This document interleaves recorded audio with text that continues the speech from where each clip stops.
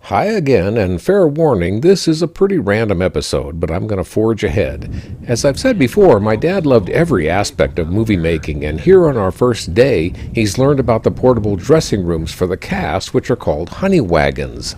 And I just discovered the honey wagon, the yellow van up there is full of little toilet compartments, very nicely appointed, and little dressing rooms. Also, he was very impressed with the elaborate meals served by our catering crew. And it's served buffet style, catered. Really fancy stuff here. So, of course, quite a few times he shot the cast and crew eating.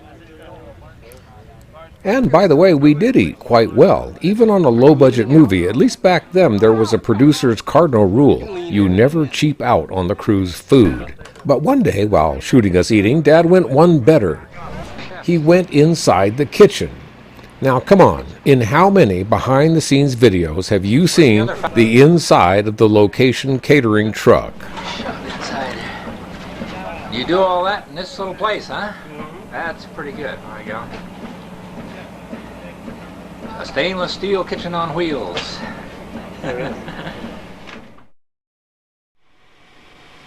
Is Movie Road. Moving on to the next random bit here, I need to give a little background. Once we discovered the Lone Pine area, there was no question that we wanted to shoot there. That said, we didn't give much thought to the fact that it was not far from the huge Edwards Air Force Base and the equally huge China Lake Naval Weapons Center, where in fact years before I was working when I got the idea for Tremors. As a result, this became a very common occurrence.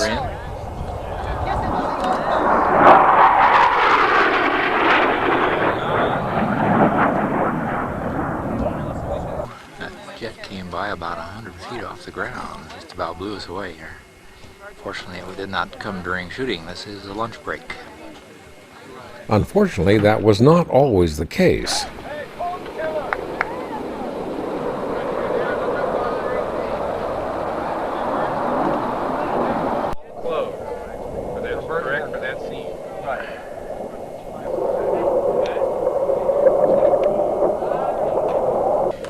It felt like jets were flying over us all the time.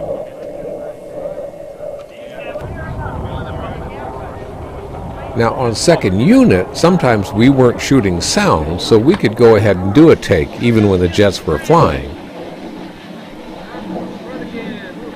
But main unit was always shooting sound. As soon as this jet clears, we're going to go. So usually they just had to wait.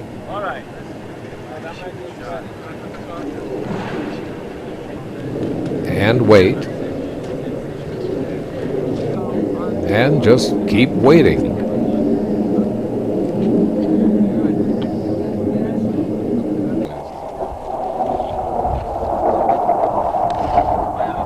At least here, Fred and Kevin could rehearse while we waited for the jet.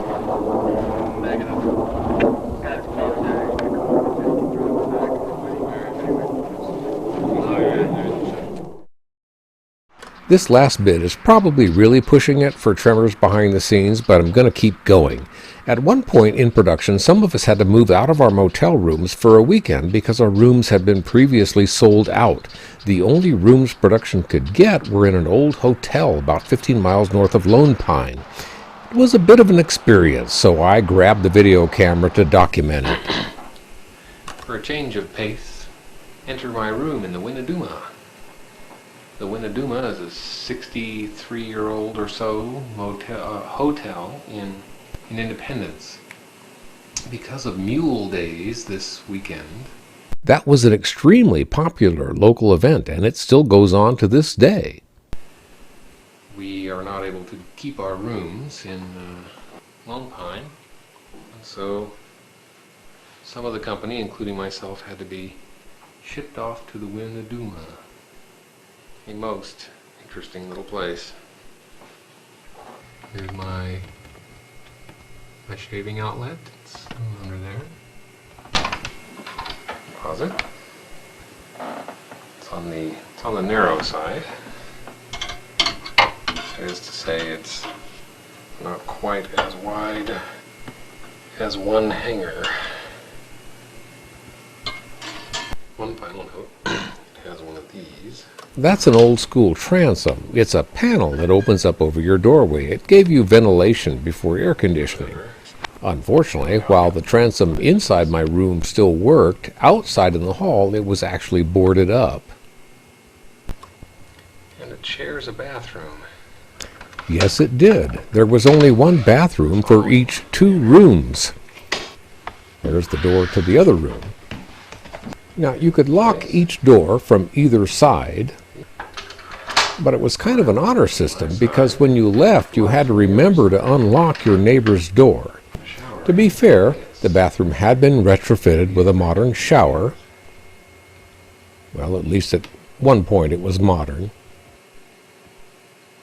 Well, here's my justification for putting this in. If you're thinking about getting into the film business for the glamorous lifestyle, be sure the movies you work on have a higher budget than ours.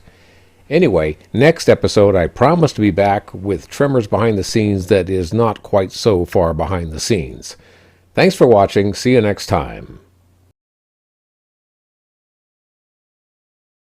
Hey, I'm posting the next short story on Amazon, and I gotta say thanks to all of you who've been checking them out and even buying a few. This one's about another thing that I ponder, which is, what if we're wrong about who's in charge of our planet?